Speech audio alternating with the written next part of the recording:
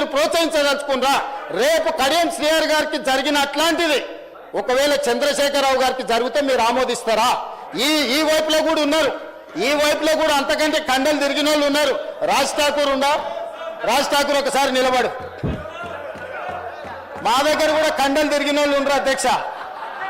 తిరిగేసి ఆన్నే బోర్లేసి కొట్టనికి ఒక్కటేసారి తిరిగేసి కొట్టనికి ఉన్నారు అధ్యక్ష. కానీ ఇక్కడ కుస్తీలు కొట్టడానికి రాలే అధ్యక్ష. విఘ్నత ప్రదర్శించడానికి, అవగాహనతో మాట్లాడడానికి సభలోకి వచ్చినాం అధ్యక్ష. ఆకారం ఉంది కదా అని ఒక పెద్ద మనిషిని పట్టుకొని ఆ రకంగా అవమానించే విధంగా మాట్లాడడం, మీకు ఏదైనా అభిప్రాయం ఉండని మీరు ఏ అంశమైనా ప్రస్తావించండి.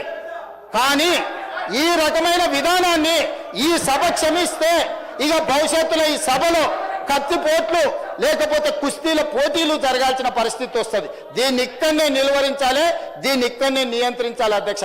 అందుకే అధ్యక్ష నేను చివరిగా నా సూచన, వాళ్ళందరూ చైర్లలో కూర్చొని చర్చలో పాల్గొంటే సభ్యులందరినీ సభలో కొనసాగించండి. లేకపోతే ఈ సభ్యుల్ని సభలో నుంచి రాబోయే 2 రోజుల్లో సభా వ్యవహారాలను నడుపుకోవడానికి వాళ్ళని సస్పెండ్ చేయండి అని చెప్తున్నా అధ్యక్ష. అదేవిధంగా అన్ని రకాల నియమ నిబంధనలు సాంప్రదాయాలను ఉల్లంఘించి అసభ్యకరంగా అవమానకరంగా వ్యవహరించిన పాడి కౌశిక్ రెడ్డి గారి విషయంలో ప్రత్యేకమైన చర్యలు తీసుకోవాల్సిన అవసరం ఉంది.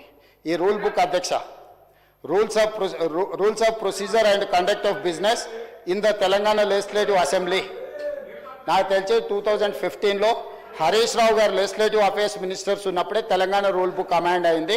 ఈ బుక్లో అధ్యక్ష page number 105 committee on ethics, ఈ రూల్ బుక్లోనే 105 పేజీలో committee on ethics 288 rule number, the committee shall examine every complaint concerning the unethical conduct of a member both within and outside the house referred to it by speaker or the house are taken by suo motu. దీన్ని తీసుకోవాల్సిందిగా అదేవిధంగా మా legislative affairs మినిస్టర్ని request చేస్తున్నా.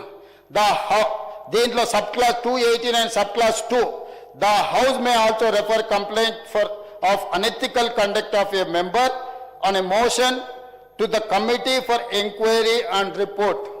అధ్యక్ష నేను ఒకటే మాట, డైరెక్ట్గా మా సభ్యులు వారు చేసిన విధానాన్ని, వారు వ్యవహరించిన తీరును చూసి శాసనసభ సభ్యత్వాన్ని రద్దు చేసేయండి అని మా వాళ్ళు మాట్లాడి, నేను అట్లా నియమ నిబంధనలకు వ్యతిరేకంగా చర్యలు తీసుకోమని నేను అడిగాను.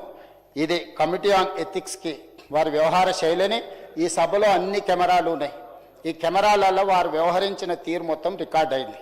ఈ అన్ని ఆధారాలను ఈరోజు ఈ సభ ద్వారా మోషన్ మూవ్ చేసి లెజిస్లేటివ్ అఫేర్స్ మినిస్టర్ ఆ ఎథిక్స్ కమిటీకి మీరు రెఫర్ చేసి, ఎథిక్స్ కమిటీ ఇచ్చే రికమెండేషన్స్ మీద పాడి కౌశిక్ రెడ్డి గారి మీద చర్యలు తీసుకోవాల్సిందిగా ఆ కమిటీని కూడా, ఇప్పుడు కమిటీ లేదని వారు చెప్పారు, సమయానికి బాగా గుర్తు చేశారు అధ్యక్ష. ఎంబడే ఎథిక్స్ కమిటీని కాన్స్టిట్యూట్ చేసి హరీష్ రావు గారి సూచన మేరకు తక్షణమే ఎథిక్స్ కమిటీని ఈ సభ ముగిసే లోపల మీరు అపాయింట్ చేసి ఈ కేసును దానికి రెఫర్ చేయాల్సిందిగా ఈ సభలో ఒక సత్సాంప్రదాయాన్ని, రేపు భవిష్యత్తులో ఏ సభ్యుడైనా ఈ రకంగా బాధ్యతారహితంగా అసభ్యకరంగా అసహించుకునే విధంగా సీనియర్ సభ్యులకు అవమానం జరిగే విధంగా వ్యవహరిస్తే ఏ రకమైన చర్యలు తీసుకుంటామో భవిష్యత్ తరాలకు తెలంగాణ సమాజానికి ఒక దిక్సూచిగా ఉండే విధంగా చర్యలు తీసుకోవాలి.